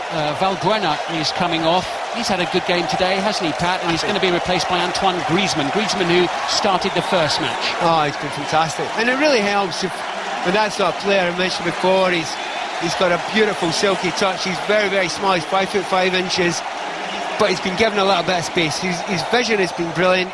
He's created a lot of chances, and he's created a lot of space for his attackers as well. But it really helps when you're that sort of player, when you've got that power behind you, because you ain't going to get bullied, because everyone else will be taking care of you. Antoine Griezmann then on for what's left of the game, and Gökhan Inler can't even get hold of Pogba when he tries to pull his shirt. Pogba just kept on running and ran away from him. And France attacking now. Left-hand side, midway inside the Swiss half of the field. And Matuidi, for once in his life, decides not to go charging forward, and he just pokes it about 3 yards forward towards Patrice Evra. Good play by Evra, whipping the ball in. Johan Giroud is there, and via a little deflection off Cabaye. No, it didn't deflect off Cabaye. It's gone for a French throw-in, has it, over on the far side? The referee was right on with that, very, very close to it. Not much of an argument from the Swiss, so I suspect they got it right. And again, another player, not about how many players have had good games tonight. I mean, really nice to see Patrice Evra. You know, there must be a lot of question marks at the end of the season about him, but he's had a really good night tonight. And also, Pat, you know, in a French shirt, seeing things going so well for him, let's not forget, he was stripped to the captaincy during the debacle in South Africa 4 years ago. He was dropped for the final group game, and then he had a 5-match ban from the national team after the World Cup, so it was a long way back for him. I remember, again, I don't know the individuals and the attitudes, but there are certain players in the French team over the years that haven't had the greatest attitudes, that have gone on sulks. And with the problems that they had last time, you thought, well, wait a minute, is Patrice going to be one of them? Well, absolutely, 100% no. His attitude's been absolutely brilliant from start to finish in this tournament so far. But the other one, maybe the attitude that I've liked best has been Giroud. Left out in the first game. Did he walk about in the sulk saying, well, wait a minute, I'm in great form, I play in the Premier League, you know, I'm too good to be left out? No, he come back and he has put on, well, a performance and a half in the last two games that have been absolutely fantastic. Cabaye just flaring up at Gökhan Inler a moment or two ago after a challenge made by the Swiss midfielder, but the referee, in his unfussy manner, just calmed things down quickly, and the match continues. And Moussa Sissoko flicking in the air towards Debuchy on the near side, who got forward but a little too far in front of Rodriguez. Flag up, offside. Switzerland with a free kick. 5 live from the BBC. Switzerland 1, France 5. 6 minutes to go. And Shaqiri away to Xhaka over on the far side. Lichtsteiner on the overlap outside him. He tries to feed it through. Great running by Lichtsteiner. Good, powerful run, but he can't get the cross in past Laurent Koscielny, and it's behind for a corner to Switzerland. It is so much like this World Cup, isn't it? I mean, realistically, if it could be fair to Switzerland, they could have scored 2 or 3 as well. And they've taken the corner quickly. It's into Shaqiri. Shaqiri's down near the byline on the right-hand edge of the penalty area. Back out to the wing, crossed in towards the middle, but Pogba's there. The ball ricocheting off his head almost up towards the halfway line. Collected by Gemaili, the half-time sub for Switzerland, to the near side, midway inside the French half of the field. And Gemaili then, having taken the return ball from Ricardo Rodriguez, tries to sweep the pass, use the full width of the field away to Lichtsteiner over on the right-hand side, but he couldn't quite chase it down and keep it in play. And France with a throw down near their own corner flag in the left full-back position, and Patrice Evra will take it. Yeah, there'll just be that tiny little tinge of disappointment from, well, certainly the French back line, that, you know, that ball actually went through. And of course they will say very strongly it wasn't them that lost the goal. You know, it was Benzema for turning away, letting the ball go through the middle of that 3-man wall there. It should never have gone into the bottom corner, but it was a good strike. So at the moment I think the French just seem comfortable to see this one out. We're inside the last 5 minutes of the game, and Switzerland in possession. Gökhan Inler just trying to turn away from Cabaye, and he has done so. Cabaye gets back and halts the attack momentarily. It's back out with Gemaili, the man who scored the goal. That's a nice little short pass forward, and another shot forces a save from Hugo Lloris. The shot from Shaqiri, cleared by Debuchy on the right-hand side, over the halfway line. Doesn't quite fall for Sissoko. Pogba's there, challenging up against Mehmedi, and then he holds him up, and he was lucky maybe there not to get booked again, Pogba, by the referee, because he interfered with the play there. And Pogba already on a booking. He would have been, and a thumbs up from Pogba to the referee. I'm not surprised. Yeah, it's one of those horrible ones you remember back to Beckham all those years ago against Simeone, wasn't it? It's just a daft thing to do, really, from Pogba's point of view. No malice or anything like that. But Pogba was the captain of the French under-20 side that lifted the World Cup at that level only last summer. And here he is now in the World Cup itself, having just won the Scudetto with Juventus. Former Manchester United player, of course. Immensely talented. Physically strong, but very skillful too. Inler floats it into the penalty area, and Switzerland have a second goal to celebrate. A second goal of the day, and Granit Xhaka was there, and France just caught napping in the latter stages. This is a weird game, let's be fair about it. The score actually could have been 9-4 or 9-5 in this game. And you talk about defenders being able to defend right, by the way, another great decision by the assistant referee. That was a hard call, that, but he did break the offside trap absolutely brilliantly. There's a nice little ball through there. But I mean, this is ridiculous. I mean, obviously, I can imagine quite a few of the people who are going to watch this are going to be crying and screaming at the defending. Good finish, though. It was, yeah, great finish. Don't always be negative all the time. But Koscielny has to go and follow him there, and he didn't follow him. The Swiss were actually involved in the World Cup's highest scoring match of all time as well. It was a long time ago. They were beaten in the quarter-final in 1954 by Austria. 7-5 the score in that game, so we're still some way short of that. Do you know what? It could have been that. I mean, it really could have been that. There was enough chances in this game for it to be that level. The Swiss are suddenly diving around as if they feel like they've got half a chance in this game. But they're going to run out of time. Yohan Cabaye has his name taken again by the referee, and Cabaye will miss the final group match. He was booked in the first game. Suspension coming up for him. That's a bit of a shame. That's a bit silly. But a lot of people do say try and get them out of the way. You know, get those suspensions out of the way, you know, early on, you know. And I think you come clean again. I'll need to check out the rules in that, but they've worked it out so that if you get a booking in the semi-final, you can't miss the final because of yellow cards. They've changed the system. Yeah, it took them long enough to do that one. It's an absolute travesty that happens so often. 5 Live from the BBC, last couple of minutes of the 90 here in Salvador. What a game, 5-2, France beating Switzerland.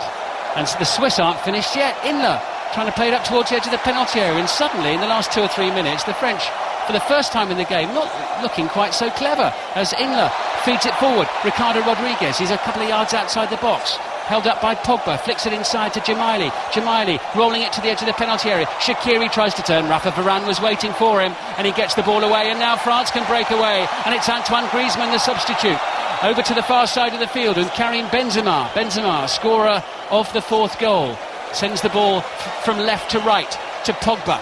Pogba now outside the box, floats it into the centre, but it's an easy catch for Benaglio, and running in behind Benaglio was Benzema, but the ball never threatened to reach him.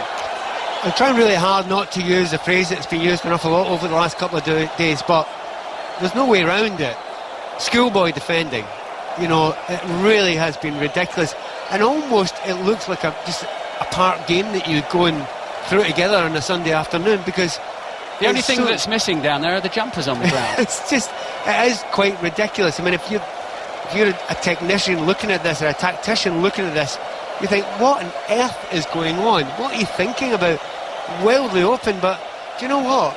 I'm delighted with it. I love it. It's been a World Cup that's had plenty of that, and let's hope we don't go back to the dour football that we've had in other World Cups. France trying to attack, but Johan Giroud was there in the right full-back position and gets it back to his goalkeeper, Benaglio. We've got 3 minutes of added time. 3 minutes in which the Swiss, well, they need to find 3 goals, but of course they're not going to at this late stage.